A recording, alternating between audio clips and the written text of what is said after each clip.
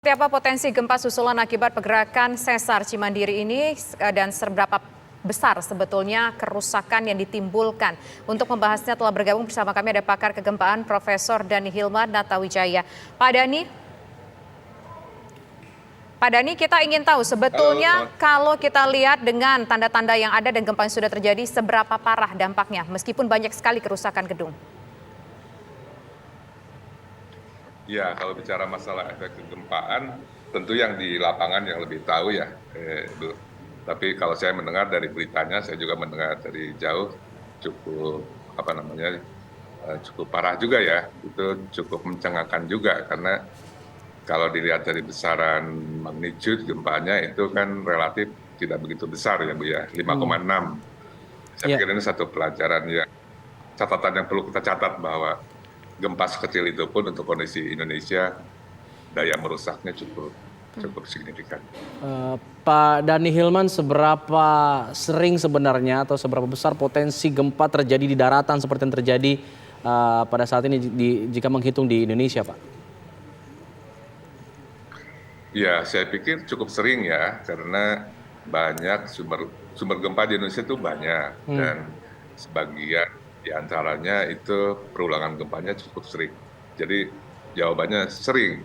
Dan itu tadi, makin besar magnitudo gempanya, magnitudo 5 seperti yang di Cianjur ini, maka itu frekuensinya lebih sering dibandingkan gempa yang magnitudenya lebih besar, magnitudo 6 atau apalagi 7. Ya.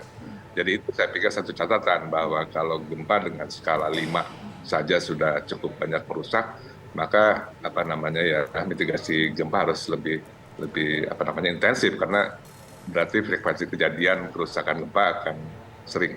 Ya. Pak, ini kan diakibatkan patahan sesar Cimandiri. Nah, karakter dari sesar Cimandiri ini seperti apa sih sebetulnya, Pak? Ya, saya mendengar juga ada yang orang bilang begitu. Jadi bukan ya, setahu kita itu bukan berada di lokasi di sesar Cimandiri yang sudah kita petakan.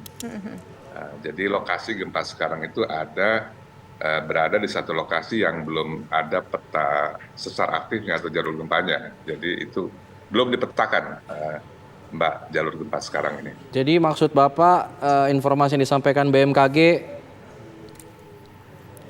kurang akurat atau bagaimana?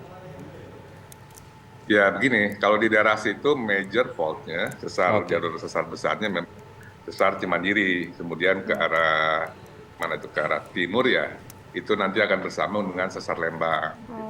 Berarti tapi yang gempa sekarang ini memang dekat dengan sesar Cimandiri, tapi sesar Cimandiri masih ada mungkin lebih dari 10 atau 20 km di selatannya. Ini lokasinya tidak pada jalur sesar Cimandiri yang sudah kita petakan. Baik. Berarti ini adalah sebuah jalur yang bisa dikatakan apakah merupakan sebuah jalur baru, Pak? Dan kalau memang jalur baru, artinya begitu banyak dong potensi-potensi sebagai edukasi juga pada masyarakat, potensi-potensi gempa di titik-titik lainnya. Benar sekali, Bu. Jadi banyak sekali jalur sesar gempa di Indonesia yang masih belum dipetakan seperti yang sekarang ini. Lalu kemudian apakah jalur baru patahan ini yang tadi Anda katakan ini bisa berdampak kepada jalur lainnya ke daerah lain yang mungkin lebih ke pusat misalnya Jakarta begitu, Pak? Ya, jadi jalur pas sumber gempa sekarang ini sesar yang paling dekatnya itu kan sesar Cimandiri di selatannya, kemudian ada sesar Lembang di baratnya. Tapi tentu kita tidak bisa berspekulasi ya tentang pemicuan atau triggering efek terhadap sumber gempa lain. Kita tidak tahu, Pak. Pak, bisa diprediksikan tidak, Pak? Apakah mungkin akan terjadi lagi gempa dangkal yang pusatnya ini berada di daratan, Pak, dalam waktu dekat, Pak, supaya kita bisa berwaspada, Pak?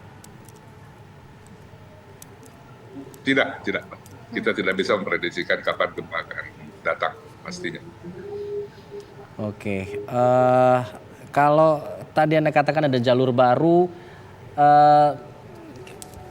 bagaimana kemudian ketika ada kejadian seperti ini lagi, lalu ada jalur baru, apakah jalur baru ini kemudian bisa langsung kita teliti lagi, Pak, untuk kemudian dipelajari karakter dan lain sebagainya? Ya, saya pikir demikian Pak pesannya. Jadi sekarang ini kan kita semua sudah memetakan banyak sekali jalur gempa di Indonesia. Nah, jalur gempa yang sudah kita ketahui itu yang harus kita mitigasi dengan serius gitu ya. Kita kan sudah tahu jalurnya. Nah, kemudian juga barangkali ini menjadi PR para peneliti gempa Indonesia ya, harus terus melakukan penelitian mendata, menemukan jalur-jalur gempa yang baru sehingga kita tidak kecolongan lah gitu ya di kemudian hari nanti.